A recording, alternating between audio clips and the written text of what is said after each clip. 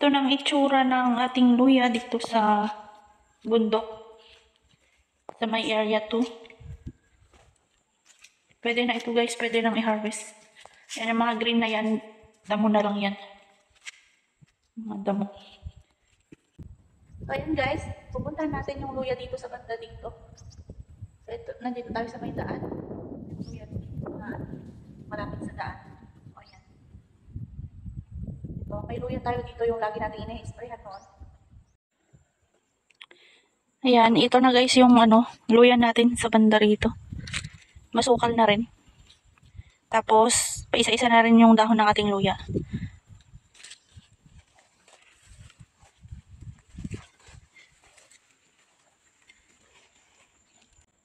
Dito natin binunot yung may sirang luya natin noon. Medyo maluwang din yung nabunot natin guys hanggang dito. Ayun. So, ito na yung luya natin guys. Ayan, brown na yung mga dahon ng ating luya. Masukal na rin. Ayan.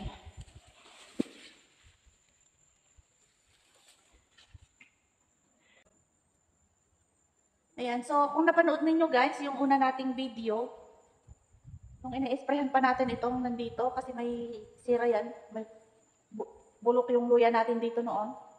Kaya ayan, nilagyan ko ng kanal, pababa. Ayan. Tinanman ngayon ni mama ng sitaw. So doon nag-umpisa yung may sira. Tapos kasi maulan noon, tag-ulan noon, nung nasira yung luya natin dito. Kapag umuulan, umaagos yung tubig doon, kaya nasira din yung yung nandun sa may baba. Kaya binunot na rin natin yun. Kaya natin nilagyan ng ng kanal dito. Kasi baka sakaling hindi mag-transfer yung bakterya doon. Tawa ng Diyos, okay lang naman guys. Yan.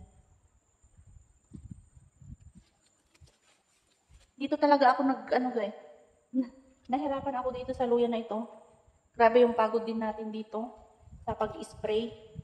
Kasi every week ako nag-spray dito noon guys sa luya na ito. Ayan. So, okay naman. Okay na ngayon guys kasi nagmamature na siya. Pero may yan. Abot to ng guys, first week ng February. Pero mga last week ng January, pwede nang i-harvest yan. Pero, may ang ilan-ilan pa kasing green yung dahon. Katulad dito. Medyo green pa yung dahon. So, sakto na lang din. Pagkatapos nating mag-harvest dun sa luya natin sa area 1, sa malapit sa bahay. Sakto na lang na din na wala nang mga dahon ito. Tsaka mag-harvest pa tayo kasi dyan sa may daan. Tapos yung luya natin doon. Kasi meron pa tayong luya doon sa bandaron. Yung pinapakita ko sa inyo. Doon sa bandaron. Yan. Meron doon, dyan sa kabila. Doon sa tabi lang din ng pinag-harvestan natin. Tapos dito sa daan mismo. Yung harvest natin yun. Mas mauunang harvest yung mga yun guys kaysa ito. Kasi green pa yung dahon niya. So, ayun guys, ang update dito sa luya natin dito.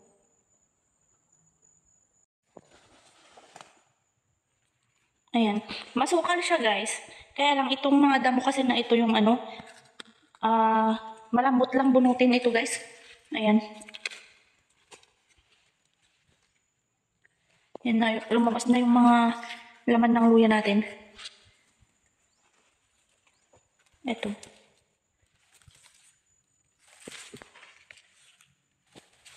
Pero may mga dahon pa. Ayan. May mga natira pang dahon. Malalaki din yung natin dito guys.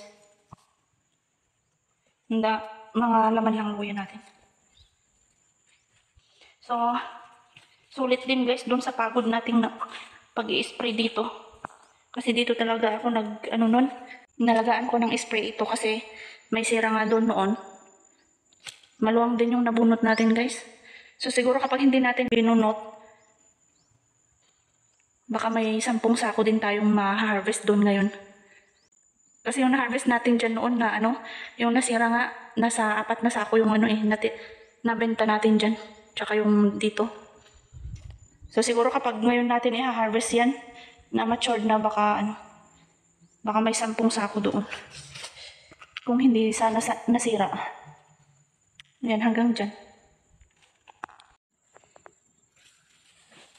Green pa yung mga dahon. Abutin ng ito. Last week ng January.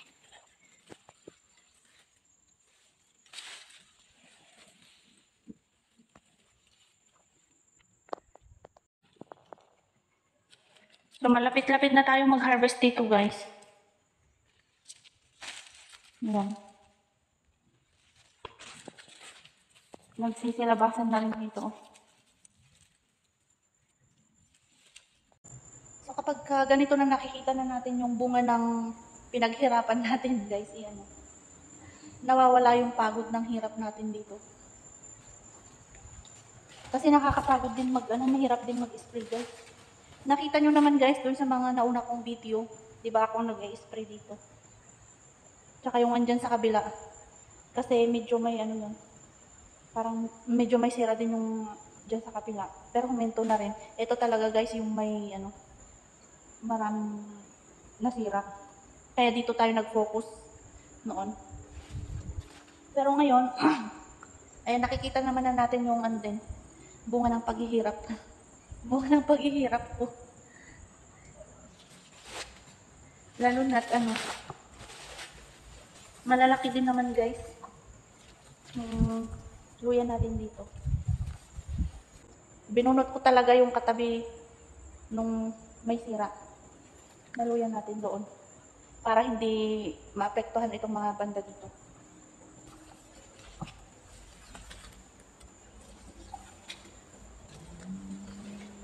Ayan, green pa ang mga dahon dito. So, ayan, guys, nakikita na yung mga laman. Ayan.